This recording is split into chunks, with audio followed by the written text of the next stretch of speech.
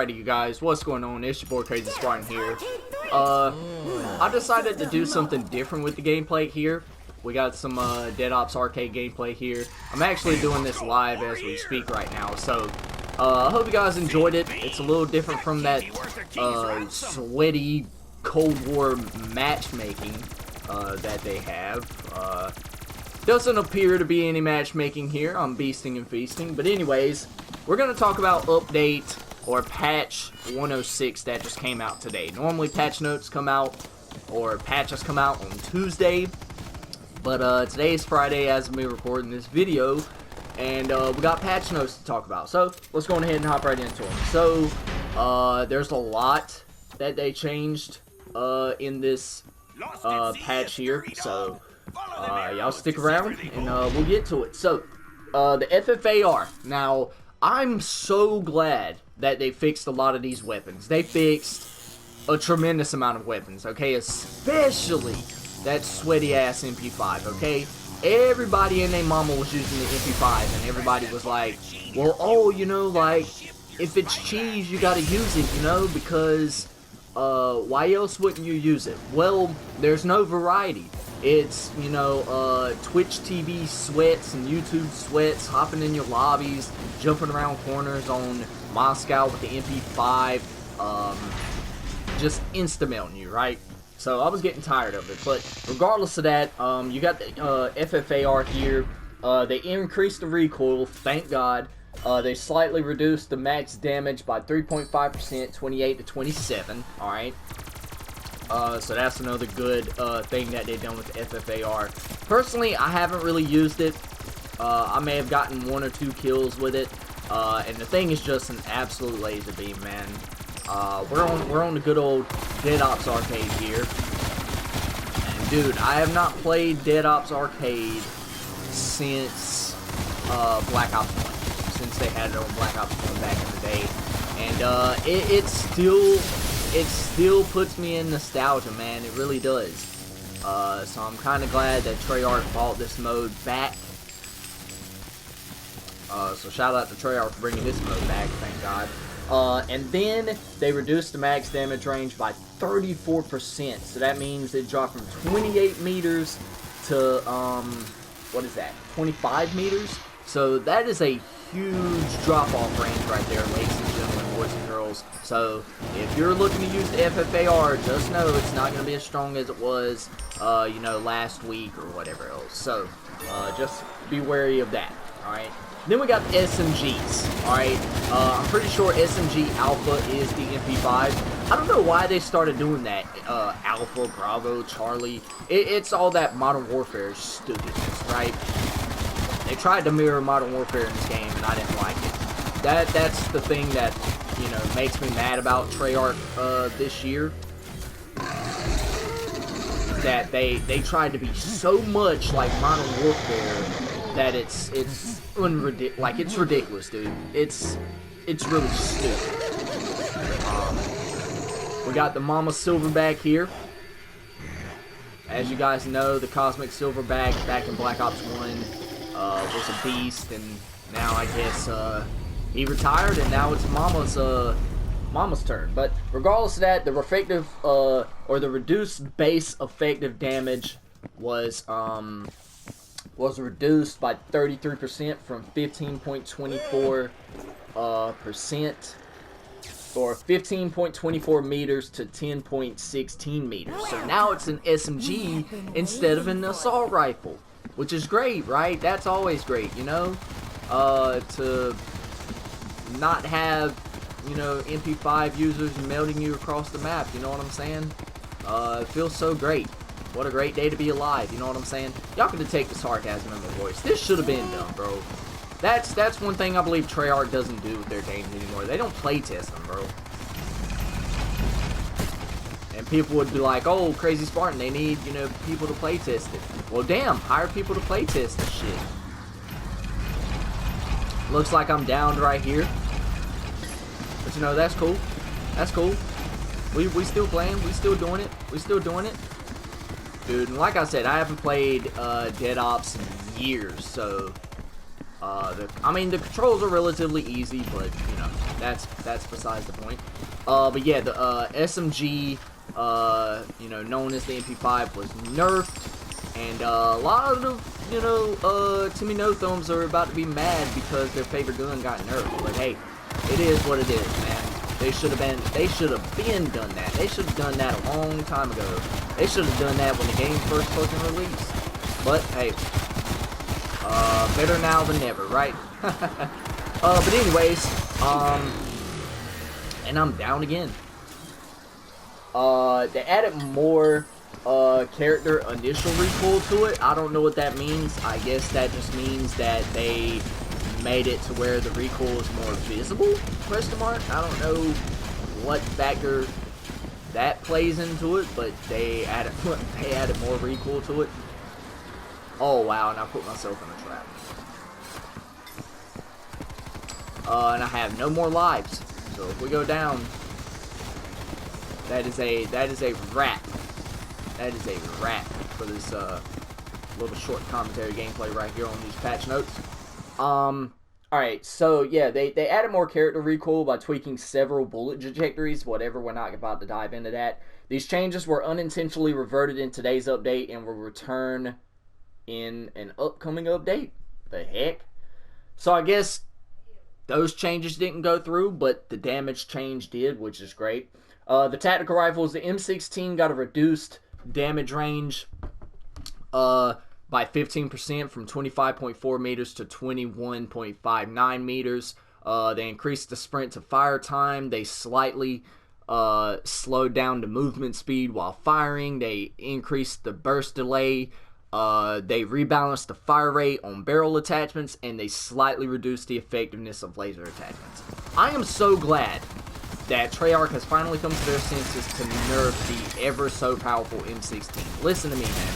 That thing was like a bullet hose. You know what I'm saying? Like, that thing right there, I mean, bro. Like, MP5s didn't even stand a chance up close because of how good the M16 was. And you know that's bad when a battle rifle that you can use, or that you're supposed to use on like ground war style maps and everything like that, is dominating SMGs up close. Well, hey, that was the M16, you know. But regardless of that, though, man, yeah, they finally nerfed the M16, so thank God for that, because it was about time. It was about time for them to do it, and I'm pretty glad that they did that, because let me tell you what, I mean, it was What? So soon? How dare you leave us? But anyways, moving on to Tactical Rifle Charlie. I believe this is the AUG. They basically fixed the same stuff they did on the M16, you know. They reduced the damage range, they increased the sprint to fire time. All great stuff. All great stuff. So I'm really glad that they you know, fixed that. Because, man, let me tell you what, the AUG was so freaking powerful, dude. I used it. Holy crap, what's that big ass gladiator doing here, man? This isn't Black Ops 4 on 9, baby. What you doing here? Oh, dude, they got flogger traps and everything out here. They got flogger traps and everything out here. But yeah, so they basically fixed the same stuff as the AUG or the M16. Then the Type 63, they slightly increased the fire rate and the rebalanced fire rate bonuses on barrel attachments, which is really good for the Type 63. Then they slightly increased the fire rate on the DMR-14, and they rebalanced the fire rate attachments on the DMR-14 as well. Then on the M60, they improved the max damage ranges, and they improved the movement speeds. I was kind of hoping that they would have buffed the aim down sights time, but they didn't do that. I'm sorry I didn't have any multiplayer gameplay here for you guys, but unfortunately right now, they didn't, you know, fix the skill-based matchmaking in the game. I know, They're not going to do that because they want they want to, you know, appeal to the newer players. They don't care about us hardcore players anymore. Moving on. They adjusted sprint to fire times to account for early blend interruption allowed via the animation system. You know, they essentially fixed the sprint to fire time, which is notably shorter than what is displayed in the gunsmith. And then they're going to talk about addressing the gunsmith readout in a future update. So if you guys are confused about the way the gunsmith system works, the numbers and everything like that, the numbers, Mason, what do they mean?